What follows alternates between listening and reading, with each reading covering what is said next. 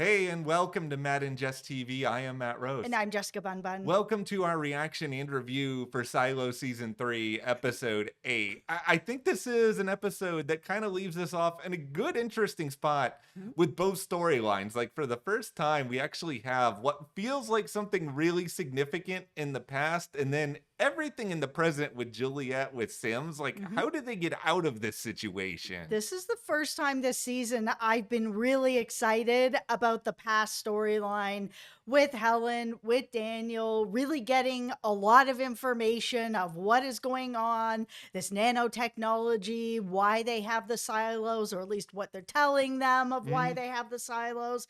It was a lot more interesting than it's been, especially the past two episodes where we just had Helen and Daniel driving in a car, and then we had them flying in a Yeah. plane, and now we finally are getting somewhere with this. Like, I'm really excited with where this show left us all across the board, because we even got back to 17. Like, Steve's on. Yeah. Welcome back. It must be nice to not have that beard on your face anymore. Yeah, it was really nice to see him back. It was great to see that Patrick and Lucas not actually dead, because I was wondering for a while there, the voice over the radio, if that was maybe the AI interfering in some sort of way and that it was not actually Patrick and that they were just dead. This show will kill people off. So, them being killed off, I was like, yeah, that could be a thing. They easily would have done that.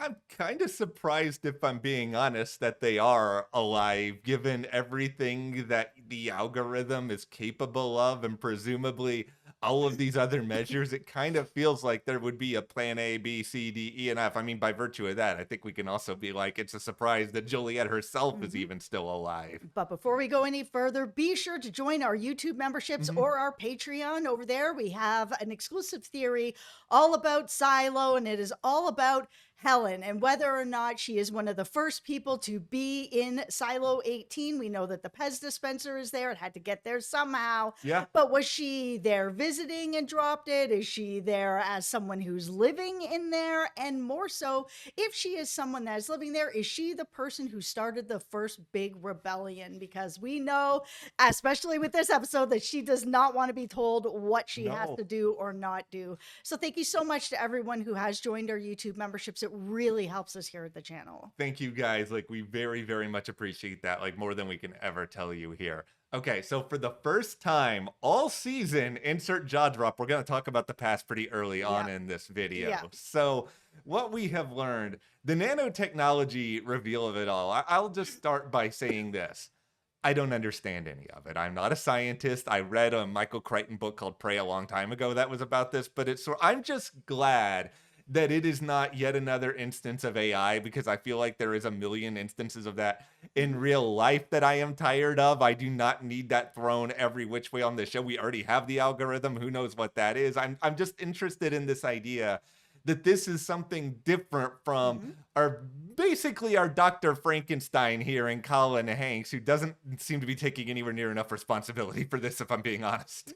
No, and I mean, he tried to explain it to us, the viewers, as well as to Ellen and Daniel, what this nanotechnology is, why they've done what they've done, and why they're sort of rushing ahead to get these silos made. And I mean, they did a decent enough job explaining it. Like you, Mm. I don't really understand nanotechnology. I don't think a lot of people do. Mhm. So I think the show did a pretty decent job kind of laying it out pretty basic for everybody of, in this situation, why it's as important and terrifying as it is right now. Yeah, and I'm just willing to accept this idea of, oh, we got in over our skis a little bit with all of this technology that we didn't actually know how we could control. We've possibly doomed all of society. Here is our solution to try to fix it. Like, I'm more than fine with that just being an overlaying reason, and we're not getting into, oh, these people are fighting these people, and we're all just gonna. I like that it is kind of simple that way. And of course, we have these people who are trying to play, their own version of I am a deity here. Here is this Mhm. project. Here is what we've laid out. Yeah, we kind of eventually want people to know what we're doing, but we don't want to do it yet. And that's why, Helen, you got to be just about this whole operation. The thing that I found the most shocking about it was the big Charlotte reveal where Mhm. she thought she was on an actual mission here, but really she was just bait, and that they had other people that were like tunneling underground to actually hit this other base. I was like, oh, wow. Like, that's got to be really overwhelming, not just for, Daniel hearing this about his sister, but of course for Charlotte, who doesn't have all of her memories, but hearing that basically that's what's happened. I get that Helen's like, oh, yeah, I'm sorry. I shouldn't have really talked about it that way. But no, yeah, you should have, because that is what they did to her. And she should know what they did to her. I think it's very important that we all get a firm understanding of just from the beginning how terrible a lot of these people were, because it's like we Yeah. still complain about that in the present with the pact, with the algorithm, all these things that are set up, but just this idea that we're using humans as bait to disguise what we're doing. We're also coming up with this plan because of everything else we've done to this overlaying universe, and we are basically going to try to find a way to force you guys to be a part of it. And I am so unbelievably glad that at least for now they're just sort of like, nah, we're not giving into this. This all sounds awful. Goodbye. Yeah, I was not surprised that Helen was like, I'm leaving. Thanks. I'll take your $1,000,000, but I'm getting on this helicopter and I'm leaving. At first I was kind of like, are they actually going to let her leave, or are they just going to try to find another way to rope her back, or like, what's the deal here? Do you actually get to leave? Because he's a billionaire. If he just wants to take care of business, I feel like who's going to know what's going on at this point except the people at the table? But we saw that she got on the helicopter, and so did Daniel. They had the kiss where I think we all knew that it was coming, but I haven't felt any chemistry between these two people, so it's been really hard to believe it. Even the kiss, I was like, okay. There's no like, There is no, but I think here's the thing. there's more with Juliet and Lucas. There really is. Number one, thank you Yeah. very, very much. I appreciate that. Number two, I do think it is a script mandated thing that anytime you say a variation of the line, and I do not remember it exactly, but I'm choosing you over Grey Goo, it is like both cheesy and pseudo romantic that as long as these are both single characters, you have to kiss the other person. Right, There's no way to get around it. Yeah, I still don't fully buy their chemistry, but I do buy at least the premise of it is you and I against the world at this point. We are against this huge entity that, yeah, you've got on the helicopter now. I don't know how long this is going to last because once again, I don't know how nanotechnology works. Is a sea of gray goo going to just surround them in the air and just pull them back? Well, that's what I'm wondering, right? I feel like this isn't how their story ends. I mean, that Pez dispenser ends up in the silo. How then? If they're just like, okay, peace, we're out, see you never. That's not the case. Yeah, and so it just feels like there's got to be another incentive to bring them back, whether it is that maybe they think they find a way to infiltrate this from within and that they can get Right. these secrets out there without anyone knowing, but it's sort of also a ticking clock because if the world is really ending in this way and this is the only way to save it, like what choice do you have than to try to find a way to get in here eventually? Right. So, all right, now we'll get back into the present because there is a million different things going on at this point. Absolutely. So, who out there was surprised that both Patrick and Lucas were alive? I'll say me as well.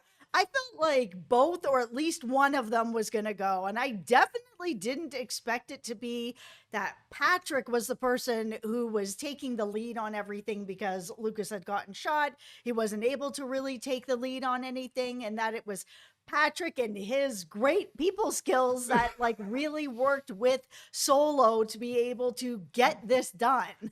I will say that I was about to become like Bane in The Dark Knight Rises and be like, they expect one of us in the Wreckage Brother. And I was expecting to lose Patrick in there. I would have been fine with it. Yeah, he's interesting enough. I did not want to lose Lucas. Yeah, it's surprising both of them are alive. It's surprising that Patrick and his incredible people skills were able to make this work. But maybe there's like a bizarre reverse synergy thing going on here where it's not exactly like Solo's people skills are altogether great either. It's true, but he did really bring forward a way to deal with the situation where it's Solo's mom had capped off the pipes, but she welded herself into this room. And to be able to get in there and to get to these pipes, they needed to move her. And because Solo was like, no, no, no, no, no, they had to find a way around that. And I think there was two ways that Patrick really was able to do this. One, to be like, we're going to give her a proper, we'll call it a funeral, Mhm. that,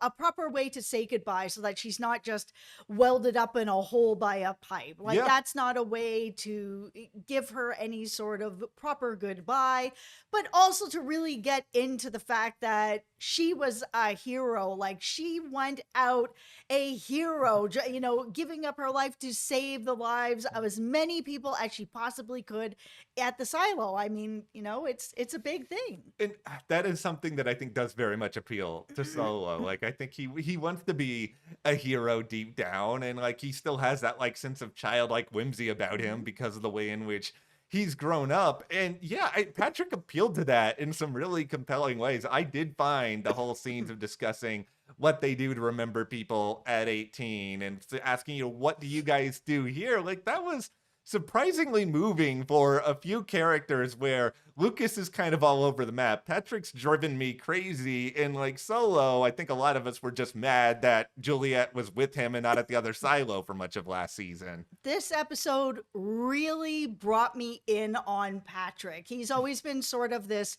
character that's been around and, gruff and rough around the edges and not Yeah. letting anybody in. But like him letting Solo in, let me in a way that now I'm completely invested in Patrick and nothing can happen to him. It's really funny how that works, isn't it? Because Yeah. I felt a little the same way because he was sort of just the quintessential. He's the one constantly like making up all these theories that nobody believes in. And he was the person who cried wolf at this other silo. And I love that he even recognized that about himself. He's like, I'm the guy who thought it was great outside. Yeah, look at all the self-awareness. Maybe all he needed all along was actual information, and then he could Right. function like a regular person again. Yeah.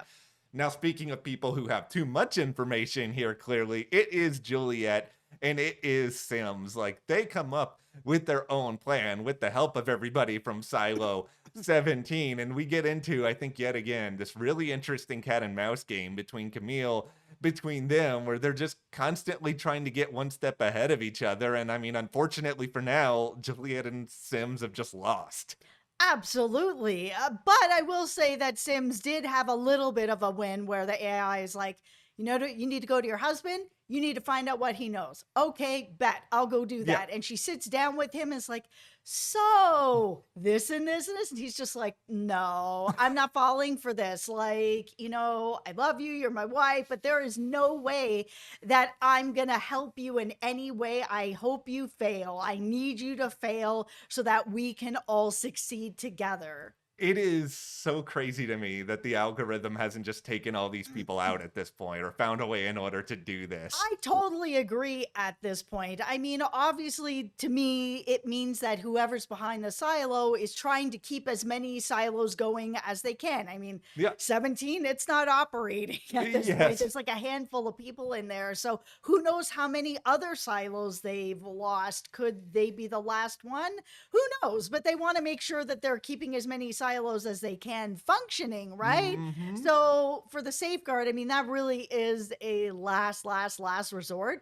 But things have gotten so out of control at this point that I am actually really surprised that they aren't like a safeguard. Yeah, it really tells me that there must be a lot of other silos that things have gone really bad for in between what Right. happened with 17 and where we are now. Because we've talked about this before, the idea that there is a man or woman behind the curtain over there with the algorithm. And I think they might be sitting in front of like a proverbial red button and being just sort of like, don't make me push the button, don't make me push the button. And they really, really don't want to push the button, but they need the other people, as in Camille, to think that they are like a finger away from doing it, and they'll do it in a second. So like they must be stalling because they are afraid on some level. I'm really surprised at this point in this season that Camille hasn't wavered even a little bit. I mean, we all have our tinfoil hat theories that Mhm. maybe she has not actually put the vitamin D into the water supply because,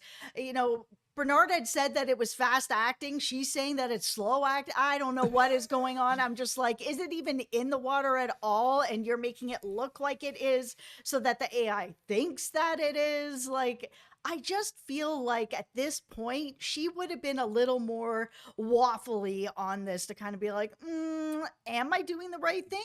There's got to be a reason why my husband, Juliet, all these other people are doing this, that they're willing to go outside where Yes. everybody dies, to go to this other silo because they truly, truly believe that they can do something about this. Why hasn't Camille broken even a little bit to really kind of wonder, even to herself in private, like to us, to be Mhm. like, maybe they have something?